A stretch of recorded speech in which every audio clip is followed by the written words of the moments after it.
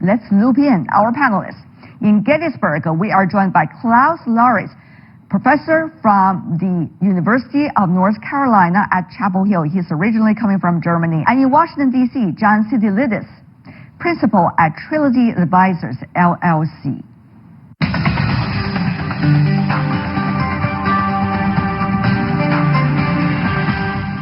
There's a lot to be said and to be discussed, I guess, with the National Security Advisor and Deputy National Security Advisor's trip to France to meet with their European counterparts. So, Professor Larres, you're originally from Germany. Tell me about what's likely to be the atmosphere of this discussion, given the latest events. American-German, American-European relations have been rather strained in the recent past. However, the atmosphere will, of course, be very friendly. That is the way these meetings are being handled. And both sides, the United States and the European partners, are, of course, interested in re-establishing good relations. And I think in the United States, it is recognized how important the European allies still are. While President Trump doesn't seem to be thinking of NATO as an important organization, he has announced to withdraw troops from Germany. He doesn't seem to appreciate the airbase, the American airbase and other bases in Germany. But this is largely not shared by Trump's foreign policy advisors. So both Pottinger and O'Brien will make quite an effort to be very nice, very persuasive, and try to really re-establish good relations with the United States and with the Europeans. And if I may say that, I think there will be two major points which will be on the agenda. The first point is, which will be covered by O'Brien, to re-establish relations and to talk about issues such as NATO, Russia, Afghanistan, and related issues, maybe also the coronavirus issue and the travel ban on both sides. And secondly, I think Pottinger will deal with China and to obtain a common line, a common transatlantic line on how to deal with China, on how to approach the recent problems with China. Mr. Sitilides, sitting in Washington, tell me more about how would Washington, particularly these two national security advisors, would be able to overcome two things. One, the COVID-19 pandemic situation in the United States, which would make it really quite different from the other countries, and therefore making traveling very different from how the other countries are dealing with one another. Second is you're having an election coming November. Before that, nobody knows exactly what's going to be the political and geopolitical choices for years to come. So at this point, will this talk necessarily bring any result? Well, on the COVID issue, I think it's very important to note that we don't have a uniform situation throughout the United States, and actually most of the country has fared relatively well over the last several months. The core problems were in states such as New York, New Jersey, and Connecticut, where you have fatality rates that are equal to or exceed those of Italy, of Spain, of the United Kingdom. On the presidential polling, you raise a very important issue. We're 4 months away from the elections, but the polls were very, very wrong in 2016. I think it's easy to see how the polls are going to be very wrong this time around, and they're not very helpful in July. Mr. Larres, the allies are the allies, but at the same time, things are changing. So how is Europe, whether divided or collectively, looking at the changes transatlantic relations? You illustrate some points of it, but it seems that there are more than just the 2 points. Yeah, the Europeans are very hopeful that the November elections will lead to the election of Joe Biden as the American president. There's a universal dislike of Trump, both of his person and his vulgar expressions, and above all of his politics. And these politics have really not taken the close relationship with the allies into consideration at all. You know, he has imposed tariffs on the Europeans on steel and aluminium, for example. He has threatened tariffs on the car industry. He has been very skeptical about NATO. He even was about to withdraw from NATO. All these things are not appreciated at all in Germany and in Europe. However, on the other hand, the United States is, of course, still the only superpower in the world. Other countries, such as China, are coming up rapidly, but it is clear that the United States is still the most important country for the time being, at least for the Europeans. So re-establishing relations is highly important. But the Europeans are very afraid that they are not united in foreign policy issues, neither regarding relations with America, but also not regarding relations with China. And I think one of the reasons why O'Brien and Pottinger are coming to Europe is to bring a more united policy towards China back into the alliance. As you know, Italy has signed the Silk Road, the new Silk Road project, which has been very much criticized by the other European countries. So, for example, that already brings countries apart from each other. The Germans are very dependent on exports to China and are tending to be in the middle between the United States and China. And that is, of course, something which the United States doesn't want to tolerate. And then perhaps lastly, the UK is also in the middle between the United States and China, for example, regarding 5G and Huawei, and what to do about Huawei, to ban Huawei or not to ban Huawei. And I think O'Brien will be there to urge the British to of course, take a tough line towards Huawei. We see the U.S. also trying to withdraw from international institutions, which the Europeans seem to subscribe to, and also from international cooperations, which the Europeans, with the European Union, which really is a crystallization of collaboration and working together spirit. So, Mr. Sitilides, ideologically speaking, particularly on the global stage, how far do you think the two are shifting from one another? Is it still could be mended? Do you think the next leader who comes into the office could really do that after already 4 years of quite a dramatic change? Well, I really don't know how dramatic the change has been. There are some countries, as the professor correctly notes, where the governments are at odds with the Trump administration, especially in Germany, occasionally in France.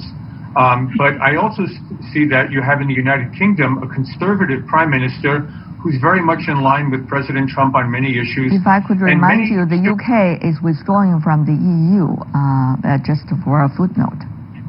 But it's still a very important country in NATO, and it's still a European power, and many Eastern European countries are very happy to be siding with the United States, led by countries such as Poland and Hungary, very concerned about the Russian security threat to the continent. So there's no pan-European orthodox perspective. There are different perspectives based on geography, economics, and culture.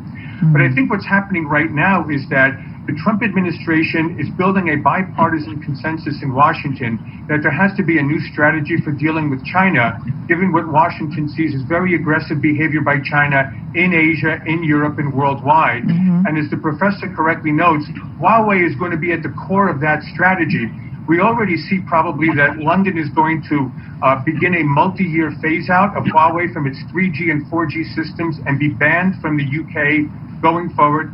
France is considering a multi-year phase-out, and Germany has Deutsche Telekom, which has very close ties to Huawei, so that may be a little bit of a different direction.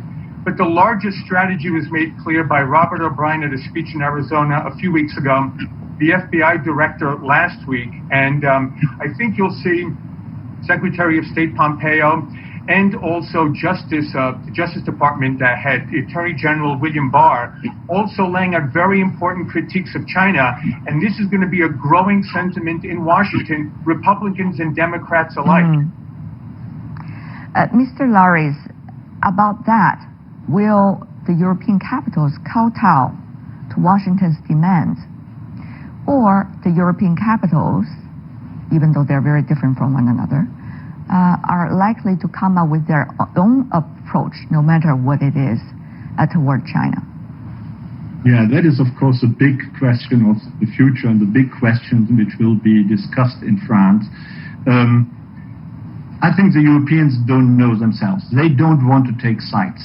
Take the Germans, for example. They, of course, want to maintain their close security relationship via NATO with the United States. Also, the American market is highly important for German exports. But as we all know, the Chinese market is also highly important to particularly to German car makers. Right. So to take sides is almost impossible for the well-being of the German nation. And any chancellor, be it Angela Merkel or any future chancellor, any future successor, will try to avoid having to take sides.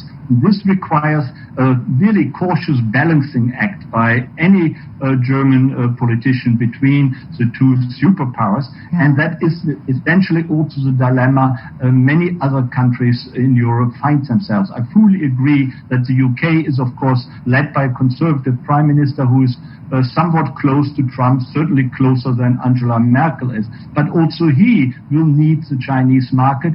Also, he will be dependent on good political relations with China. So Johnson doesn't want to move too close to Trump either. On the other hand, of course, he doesn't want to move too close to Beijing. And that is a big dilemma. And I think so far, no solution has been found how to overcome that dilemma of being wedged between the two huge powers in the world. Right. And the Europeans simply are still discussing that among themselves, and I don't think any solution has come up. There certainly has so far not developed a kind of united European stance towards either China or the United States. Mr. Sitilides, going to Washington by the two national security advisors, besides accusations and criticism against China, what else can they offer to their European counterparts? What kind of vision, potential interests, and benefits can Washington these days still offer to the big European capitals? Well, the European Union is still the single largest trading partner of the United States, and that trade and commercial relationship is critical, as is the security relationship.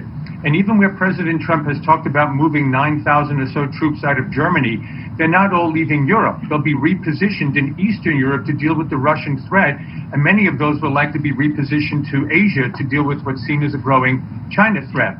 But I think it's very important to note that none of these European countries will, as you put it earlier, kowtow. I mean, they'll make their own independent, sovereign decisions about what they feel is in their best interest economically, politically, and security-wise. And I also think it's important to note about the other, that there was a bipartisan consensus in the United States for decades to improve relations with China, dating back to the 1980s until China joined the WTO 20 years ago. But the sense is that China perhaps has taken advantage of its position in ways that are now detrimental to the United States. And that's why you see this game-changing strategy in Washington in recent years. And for countries like the United Kingdom, along with Canada, Australia, and New Zealand, they're in the Five Eyes intelligence network where they get the highest level intelligence sharing from the United States. And the fear is, because of the national security law that Beijing passed, the Chinese Communist Party passed, that forces Huawei, if Beijing asks, the party asks, they have to surrender data, that this is a backdoor into the telecommunications networks and infrastructure grids of some of the most advanced industrial countries in the world. If Beijing had not passed that law in 2017, you may have seen a very different response from the U.S. and the West towards the Chinese Communist Party and the whole 5G question. I see. One of the questions really is whether the accusations are based on facts and there are concrete facts or not. For example, the accusations against TikTok, which is now a company based in the United States when it's operating in the United States, and a company based in Europe when it's operating in Europe. Now, we noticed that the French president, Mr. Macron, after the U.S. threatened to ban TikTok in the United States, in fact, sent his first message on TikTok to appeal to his young audience in his country and in Europe. This is just one of those interesting developments on the sidelines as we see the nuances are evolving between the United States and Europe regarding their policies and attitudes toward China.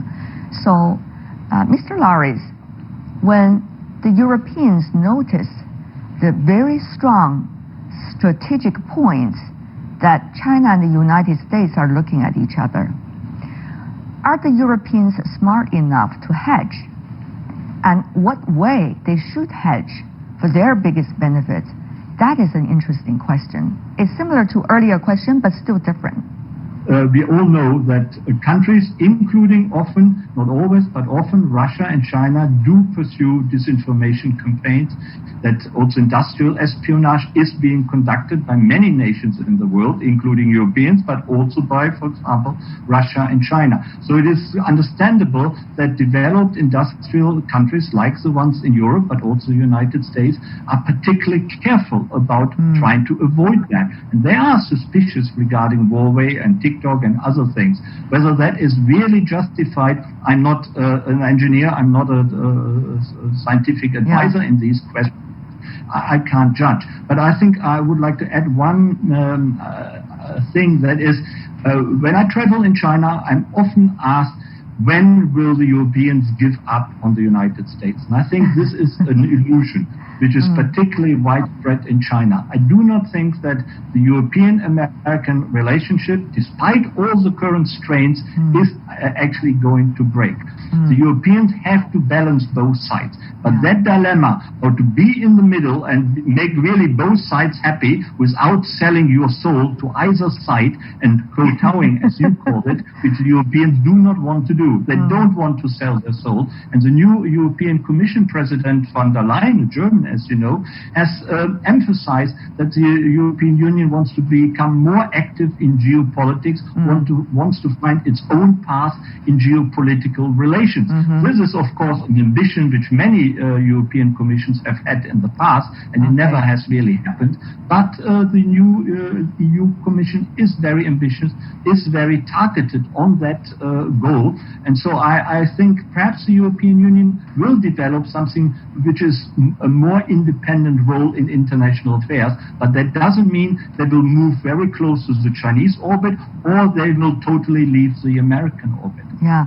Mr. Sitilides, I'm just going to ask quite a simple question. The German Chancellor Angela Merkel were being spied on by Germany's American counterpart. Now, how much trust do you think really is there left or to be nurtured between United States and Germany, and in the larger sense, United States and some of the major European capitals? I think that caused a problem in relations between Berlin and Washington. I don't know to what extent Mr. Trump's ambassador there, Richard Grenell, who was quite a very outspoken and blunt diplomat, also caused unnecessary harm to the relationship.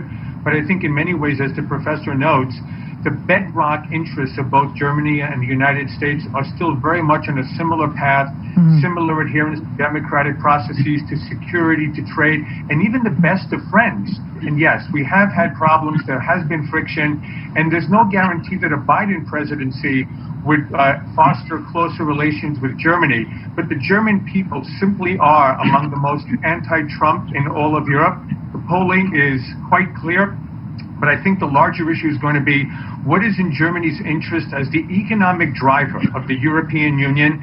It's the economic colossus of the continent, and its policies will be very influential in France, in Germany, in Italy, less so in the UK, as you correctly note, with Brexit looming in several months. So I think the U.S.-German relationship has to be very carefully cultivated.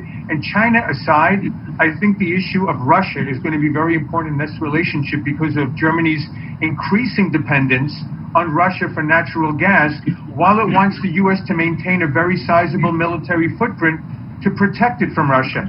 So it's a seemingly contradictory argument, and Berlin and Washington have to sort that out, as well as all of the issues that we've discussed here over the last several minutes. It's a fascinating topic. Thank you so much for both of you helping us to understand from the geopolitical and the political point of view how this relationship across Atlantic are likely to go on, particularly with a rising power like China. Thank you so much. I learned a lot. John Sitilides and Klaus Larres, really appreciate it, gentlemen. Thank you. Be well and be safe.